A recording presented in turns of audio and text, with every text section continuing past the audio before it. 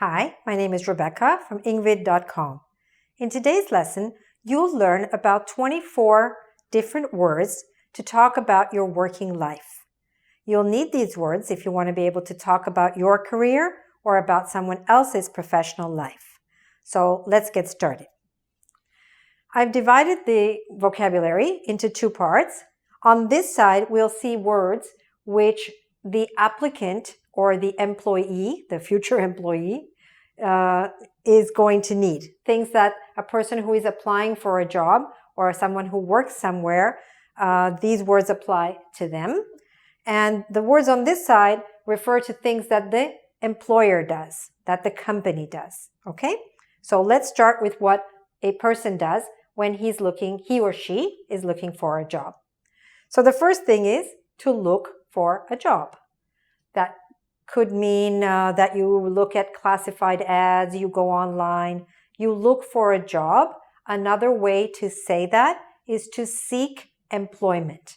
That's a formal way to say it. To seek means to look for, and employment means work or a job. Next, you would probably apply. After you see a position that interests you or a job that interests you, you would apply for that position. You would fill out perhaps an application form or send in a letter and also submit, which means to formally give in or send in, to submit your resume, to submit your CV. CV is curriculum vitae. In some places they say CV, and in other places they say resume. It's the same thing, but you need to apply and submit it. So these are the first three things that someone who's looking for a job or a job applicant is going to do. Let's jump on to this side now to see what the employer does, and then later we'll come back to a couple of other things which the person can do, okay? So what does the employer usually do? After they have gone through the applications, they will invite some people for an interview, and they will interview that person. Next, they'll make a list, that process is called to shortlist. To shortlist means, let's say that they interviewed 20 people, and now they're going to choose about 3 people or 5 people, and from those 5 or 3, they will choose one person finally, because there's one position available.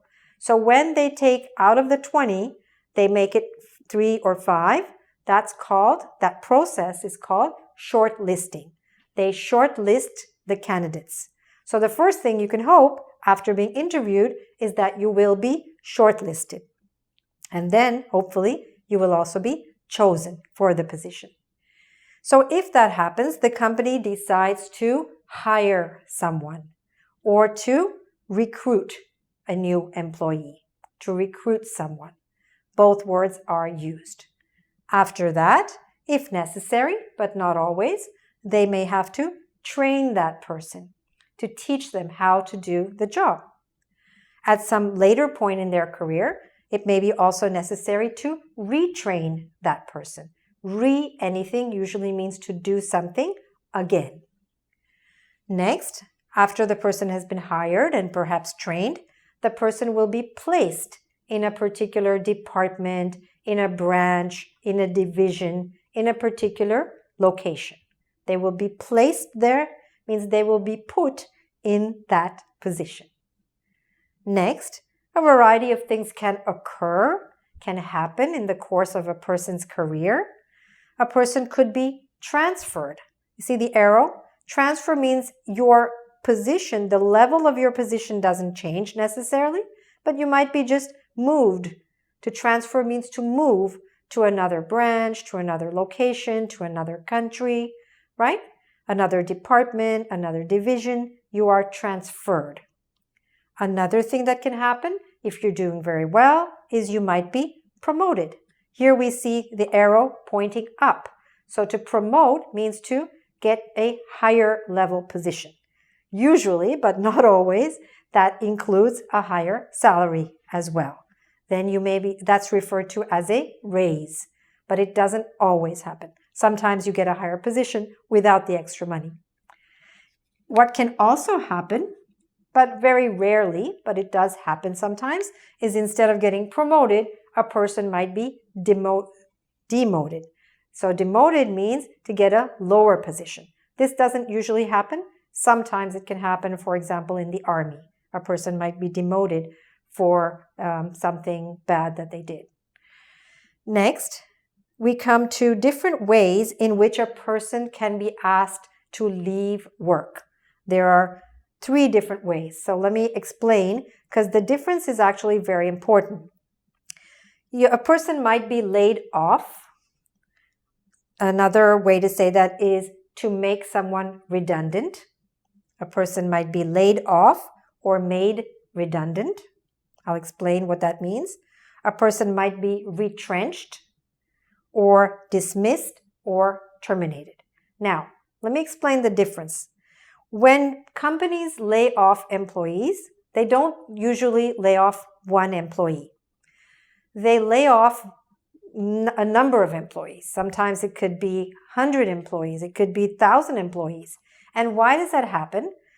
It has nothing to do with employee performance. It has to do with other reasons.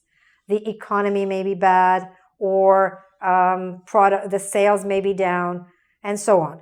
And so the company is forced to lay off hundreds of workers, right? So when the company lays off a number of workers, then they are telling them to go, but again, it's only temporarily. Usually it's temporarily. Sometimes if the economy continues to be really bad, it can become permanent. But layoffs are often temporary. Sometimes when things improve, then they may be rehired. So if someone is laid off, it's much easier for that person to get another job. Because if they're fired, for example, then that's going to be more difficult for them to get another job. All right. Now, next one is retrench. When a company retrenches employees, it's similar to the layoff, but it's for different reasons. Retrenchment happens when a company is trying to restructure itself, reorganize its finances. And so it may decide to reduce expenses in a number of different ways. Sometimes it does it by shortening working hours, by lowering salaries. And finally, if they have no choice and no other way to save enough money, they may actually ask employees to go. So those employees would then be retrenched. Again, it doesn't usually happen to just one person at all. It happens to many people, maybe hundreds. So layoffs and retrenchments are similar, except that retrenchment is often looked at technically as more permanent. And layoffs, as I mentioned, might be temporary. The next situation is number 11 here is a person could be dismissed or terminated. And what does that mean? Okay, that means something quite different from being laid off. Because when you're laid off, as I said, it's not your fault. But if you're dismissed or terminated, it may be because the company is specifically unhappy with that person's performance, or that person is perpetually late, or that person's work is not up to standard, and so on, right? So the company dismisses that particular person. The official word for that is to be dismissed or to be terminated. The slang for that is to be fired or sacked. In North America, the slang is to be fired. In England, the slang tends to be sacked. All right? So that's what can happen from the employer's point of view. Let's go back for a minute and talk about a few other things that the employee can do. Sometimes you may get a better job, and so you decide to leave the company where you work and go to another company. So you resign. This is something you do by yourself. You decide to resign. The slang for that is to quit. I quit. The famous words. So if you decide to resign, you will probably submit a letter of resignation. All right? That goes with resigning. And the last thing that an employee usually does It depends on what age in different countries is to retire. So what does it mean to retire? To retire means to stop working because you've reached an age when legally you are forced to stop working. And the age varies in different countries, but it can be anywhere from 60 to 65 in most places. All right. Of course, if you work for yourself, you may never retire. And in other countries, the retirement age might be quite different. All right. So this is some essential vocabulary that you need to be able to talk about your business life, your working life, your career. All right. If you'd like to do a quiz on this subject, please go to our website, www.ingvid.com. Thank you very much for watching and good luck with your career. Bye for now.